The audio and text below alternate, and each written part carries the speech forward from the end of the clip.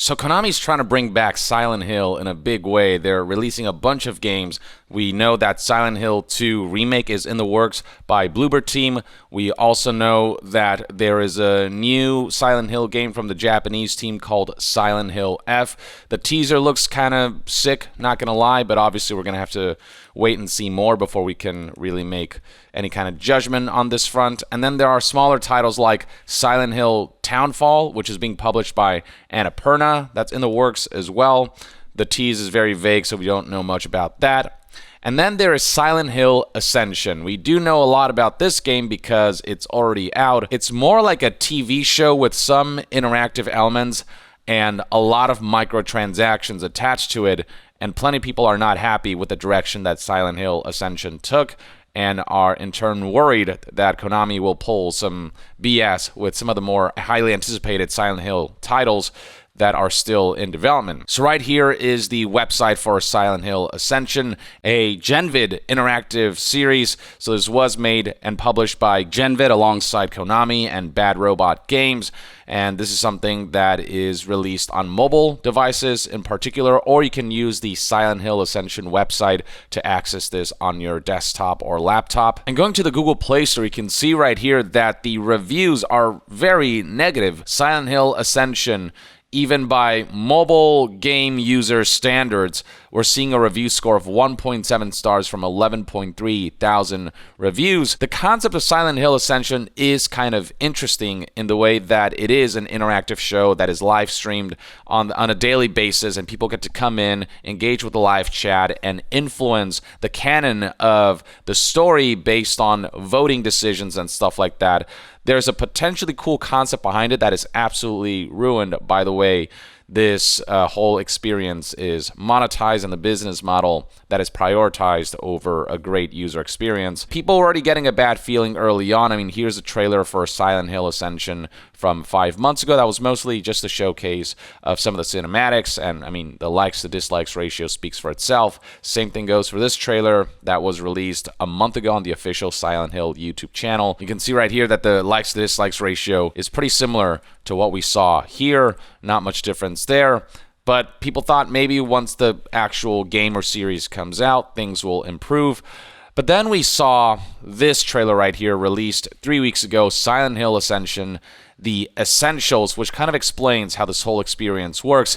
You can see right here a mere 346 likes versus a whopping 5.1 thousand dislikes, just straight up near universally abhorred and disdained by the community. The comments here, there's no greater suffering than being a Silent Hill fan. It's very meta, very much psychological horror, if you will. A season pass for an interactive movie. We really are living in the golden age of gaming. I've lived long enough to see all the things that shaped me as a man become corrupt, wither, and die. Thanks, Konami. So on and so forth.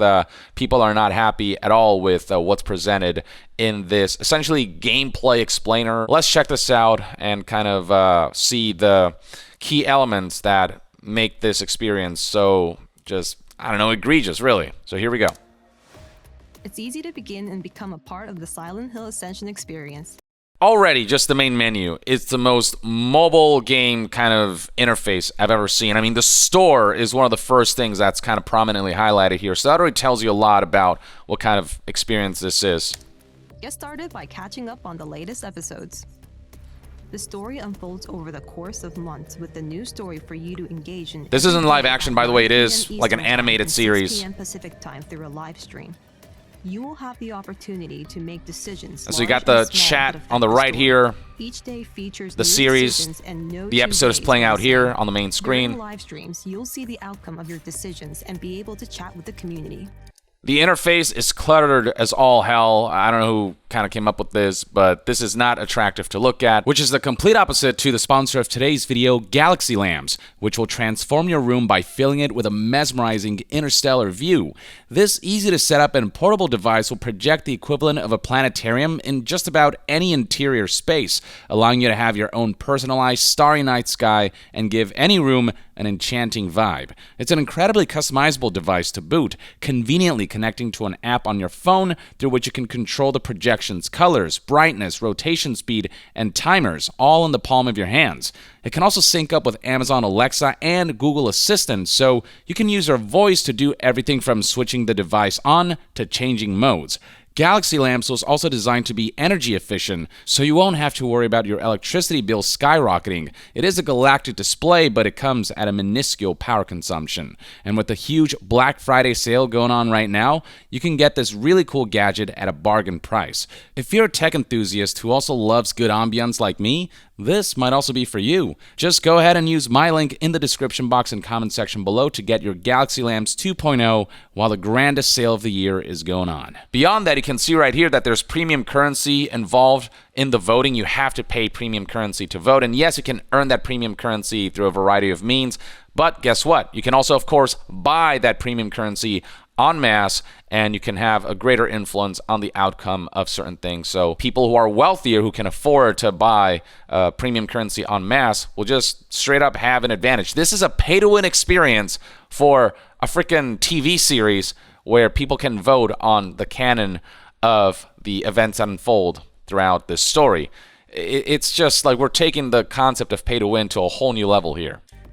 Decisions aren't voting. Rather, you'll use influence points or IP Influence to points. participate. That's The more the IP premium you have, currency. The more sway you'll have for the decisions you care about.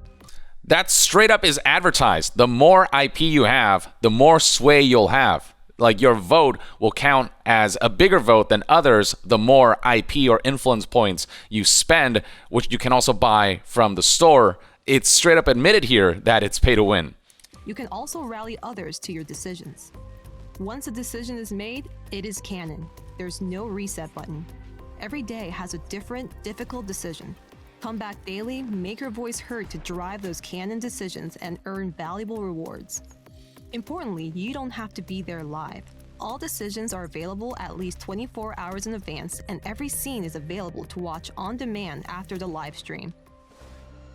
Every live stream concludes. So even after the live stream portion is over, people can decide to just keep shoving in influence points into the decision that they want to be canon. Concludes with a sequence where you and the entire audience must help a main character endure through real danger. Right, we got You won't wanna some miss quick time events that unfold as you're watching these episodes unfold. So there are some interactive elements, but as we'll see in some feedback we'll take a look at later, these happen so quickly, and because of like potential like server issues or whatever, these just don't work very well, and a lot of people are peeved at the way these QTEs work. Through QTEs you do gain some rewards and whatnot, but a lot of people feel like they've been implemented very inelegantly and in a way that people feel like it's kind of difficult to interact with these QTEs. They happen kind of so sporadically and so quickly, and not in a responsive way, so on and so forth. So we'll take a look at that later. these live moments because if a character fails enough in them, they may not survive future encounters, leading to their permanent death in the story.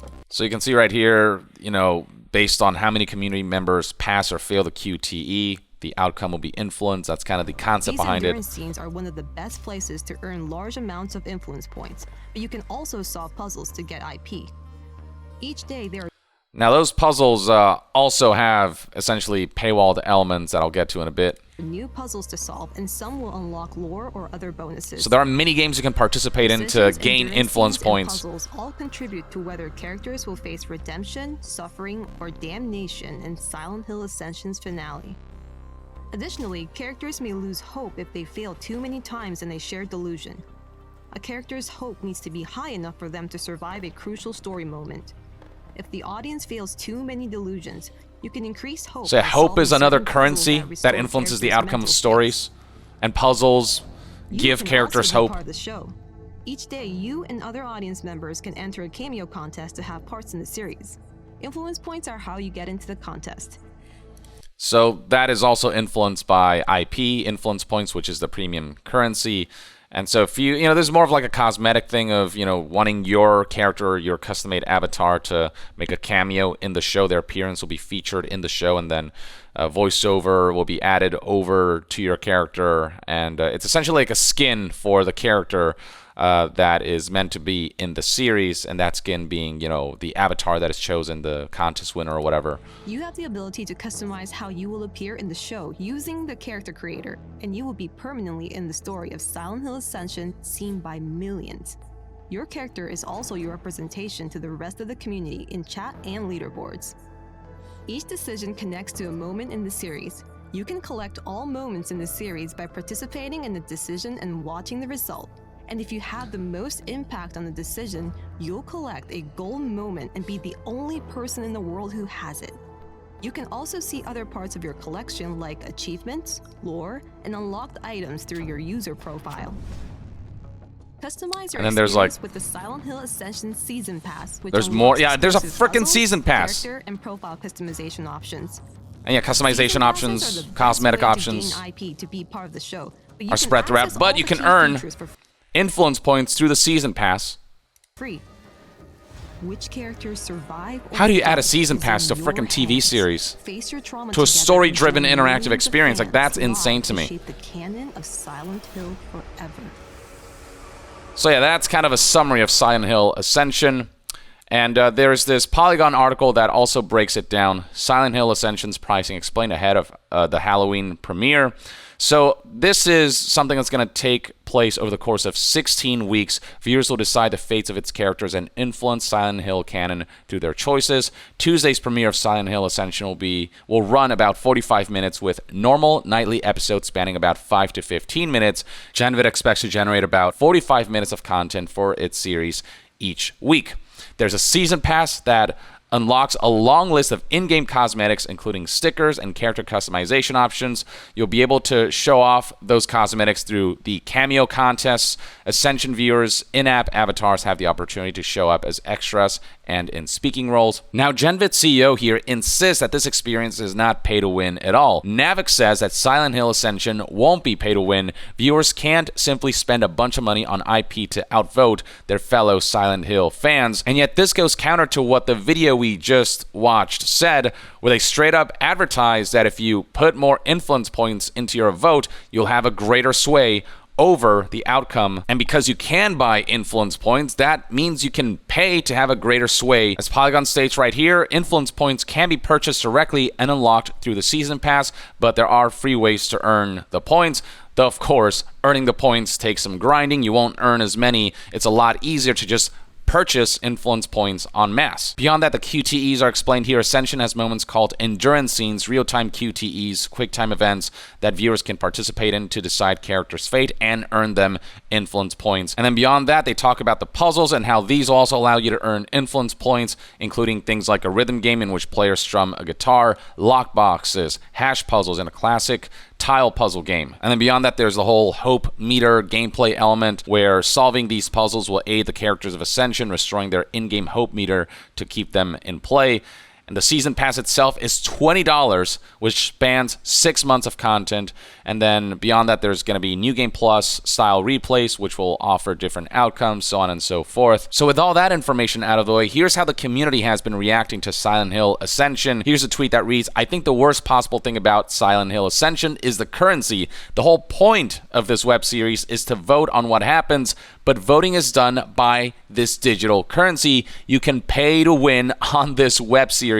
Absolute disgrace." Here we have a Reddit post on the official Silent Hill subreddit. So why vote at all if the wealthiest get to decide? Here's somebody else on the official Silent Hill subreddit expressing bafflement that we waited 10 years for this mess, where there's a frickin' season pass for what should be a narrative-driven, community experience. Everything is money, always money. After waiting so long, we get this. And the episode was horrible too. QuickTime events were laggy. Story was bad. That's another thing. The quality of the show itself is being called into question. People are also not feeling the visuals. Animations looked ugly. Just the quality and substance of the show itself is not something that people feel is living up to standards, especially given the demands of the monetization. The more money you have, the more chance you have to get your vote to win. So disappointed. Again, it's straight up pay to win. The more money you have, the more of an advantage you have in determining the outcome of this interactive experience. And it's not just one person talking about how bad the QuickTime events are. Here's somebody else on Twitter. Silent Hill Ascension, an interactive live clusterfuck of a game, started today.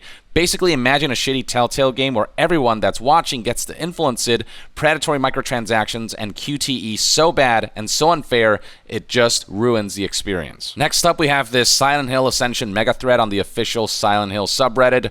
The top voted response here reads, "I'm watching it now. This is genuinely bad. The interface is cluttered and looks bad when overlaid over the video. The animations are super low quality and looks like a low-budget indie title from 7 years ago. The fact that there is a frickin' battle pass for essentially a TV show, it'll take 4 days to resolve any decisions in-game. The writing is bizarre. The chat has zero moderation or filter, so people were just spamming slurs. The decisions UI overlaps and hides the subtitles, etc. Basically, every attribute of this game feels substandard or just kind of egregiously thought out. I cannot believe this is what Konami chose to revive Silent Hill with. The franchise should have stayed dead if this is what they were thinking is acceptable. Either that or they got scammed." And while we know that there are other Silent Hill experiences coming out, like Silent Hill 2 Remake and Silent Hill F, that look more compelling, seeing this Silent Hill Ascension as the debut to the revival of the Silent Hill series just makes people more apprehensive about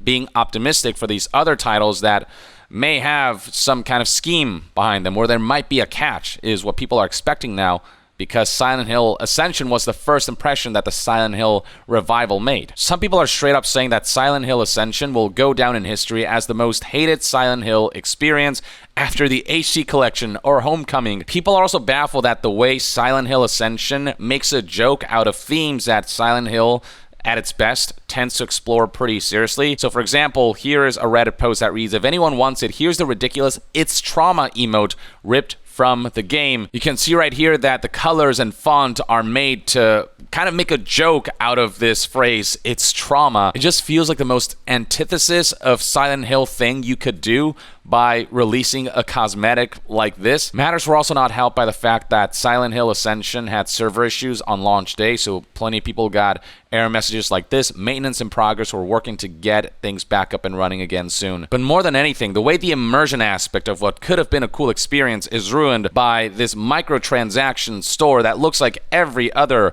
mobile game microtransaction store is especially being called into question. You can see that you can purchase influence points en masse here. $10 for 6,000 influence points, $20 for 12,600 influence points, and then the $40 package here, the large influence points pack, nets you 26,400 influence points, all of which can be spent on voting as well as, purchasing cosmetics and whatnot. It didn't take long before media outlets began covering this, and headlines read along the lines of, "There's finally a new Silent Hill game and fans already hate it." Kotaku itself played the experience, and they noted that it's difficult to connect with Ascension's characters when their mouths don't move. I also noticed that when switching tabs for a few minutes, the Ascension website would automatically kick me out of its video player and reset my watch time. Kotaku also shared a quote from Genvid CEO Navik, who talked about how the traffic volume exceeded their expectations, which is why there were some server issues. It was also apparently this high level of traffic that caused the spam filters and block lists on the chat to go down or act in a way that was unusual, where it didn't block out certain slurs and spam messages and whatnot. So here's somebody saying you cannot type scam or Hideo Kojima into the Silent Hill Ascension chat, but you can drop a hard R, just in case you're wondering how things are going with that. Here's another news outlet covering this, Eurogamer, who said that Silent Hill Ascension fails to impress with greedy monetization and cluttered UI, stating that, "I couldn't quite believe what fans were reporting until I tried the game for myself." Eurogamer also made it a point to highlight that those puzzle minigames that the game advertises as being the thing that allows you to earn influence points for free, well, guess what? You're restricted in how many puzzles you can access if you don't buy the season pass. At the moment, only one puzzle is available for those who are playing for free. Buying the season pass unlocks 3 other puzzles, shoveling in pay-to-play here too. Despite all this backlash, in a response to IGN, Genvid CEO Jacob Navik insists that this game is not pay-to-win at all, that this is all being blown out of proportion. Here's the statement that he provided to IGN.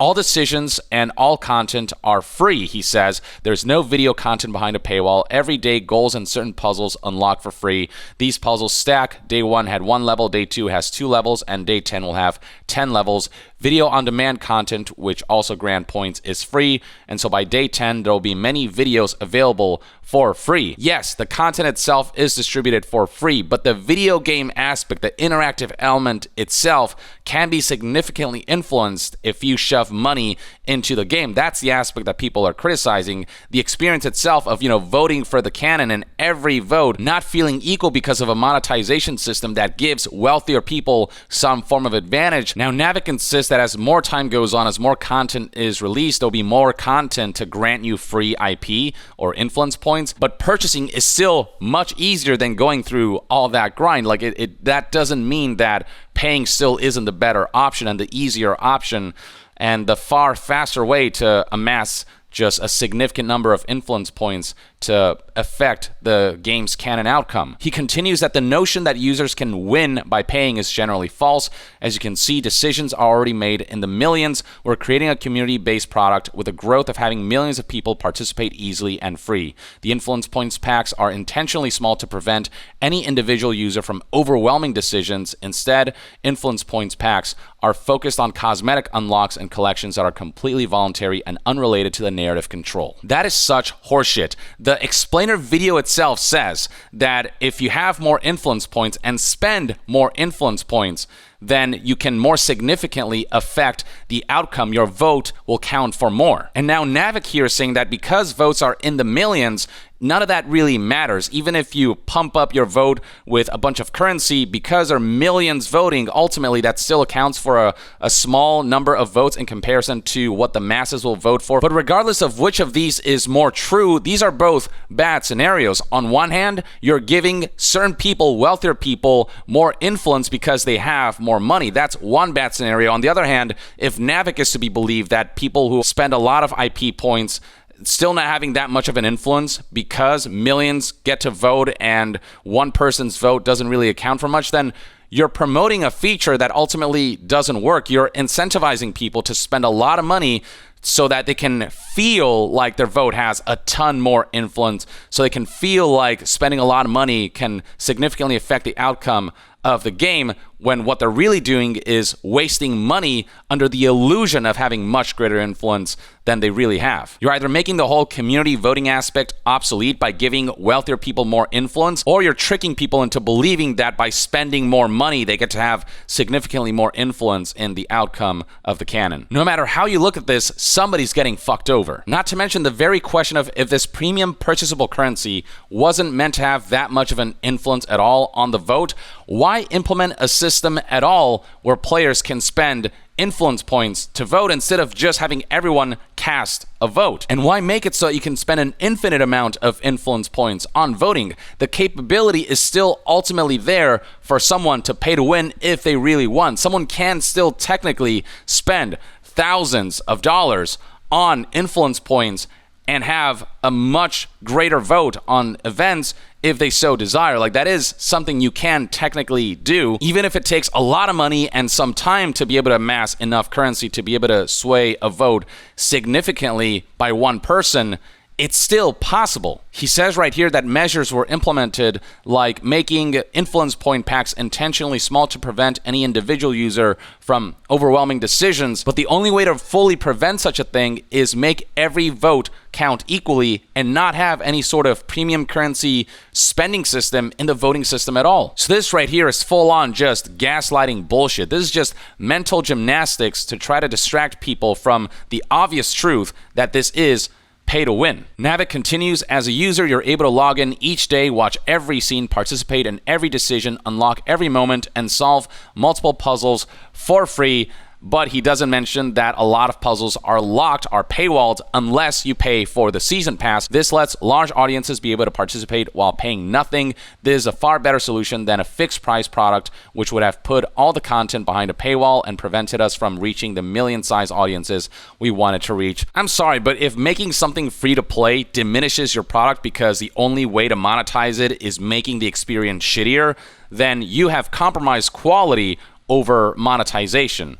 you have decided that the quality of the product is worth less than the clicks and engagements that you desire. And then he keeps defending the implementation of influence points and how the packs are really only good for helping you unlock rewards if you care about rewards for your avatar. So then why market to people that spending more influence points gives you a greater sway on votes when now you're saying that that stuff actually doesn't really matter? Again, you're either deceiving people who are buying influence points to try to sway votes, or you're giving those people a greater sway on votes, which is bad for people who are playing for free and want votes to count as equal. No matter what the truth of the matter is, somebody is getting screwed over. He continues, they aren't good for changing decisions as an individual, and as audience size grows and decision sizes grow from millions to tens of millions to hundreds of millions, this will only continue to be the case. That is assuming that the audience size even grows following this backlash, a result of not just the monetization, but also the quality of the show, its characters, its storytelling, the writing, and the visuals and everything just not being up to standards. He concludes with, the Founders Pack includes certain puzzles that are locked to the Founders Pack and Season Pass.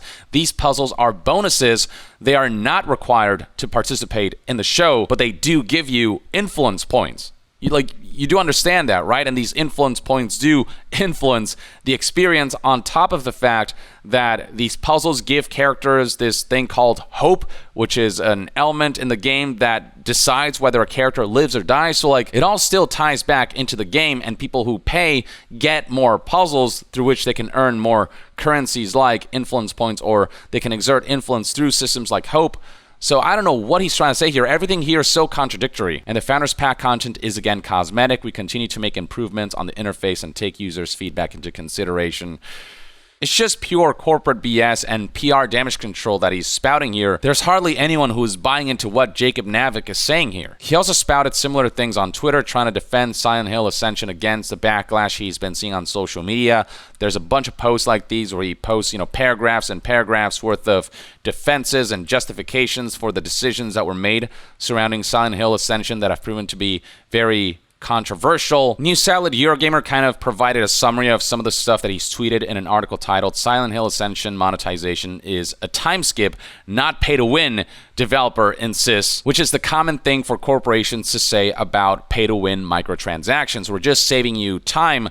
But the fact that you have to spend time and put the work in to make progress and get to a certain level of prestige is what makes progress fair. The people who work harder deserve to have greater rewards, but with pay to win, it's the people who are wealthy who will have an advantage early on and potentially beyond. Or in the case of Silent Hill Ascension, it's the wealthier people, or the people who are willing to spend more money on this game, who get to decide the canon, or those people who are spending money on influence points to try to influence the canon are getting screwed over with false marketing. Eurogamer also took to highlighting some of Jacob Navik's contradictions and some of his statements and justifications. So right here, Eurogamer reports that given that some puzzles are locked behind the 20 euros season pass, Navik admitted Genvid went too aggressive on puzzle locks. Rather than opening up all available puzzles to all players, the developer will now allow free puzzles to contain old levels, giving players a wide backlog of puzzles to farm influence points from. And then this is a direct quote from him. Ironically, the thing that will really help the character is hope, which is a separate mechanic which players can affect by getting good ratings on puzzles, of which good majority are locked behind a paywall. And then here's where the contradiction comes in what seems to be a contradiction, Navik confirms QTE sequences can affect the hope mechanic, but aren't part of the story canon. In their concluding paragraph, Eurogamer asked the right questions. Navik's attempts to clear things up has prompted more questions and confusion. Why monetize influence points if it has so little an effect on voting, as Navik claims, and if the hope mechanic is more important to the story? Why are QTE sequences not considered story canon if that's where hope can be affected? There's nothing clear and concise about the justifications here. It's just him trying to spin things in a way where things look a lot more positive, but the reality is that this product was made to monetize. It was made to incentivize people into shoving as much money as possible into this game with this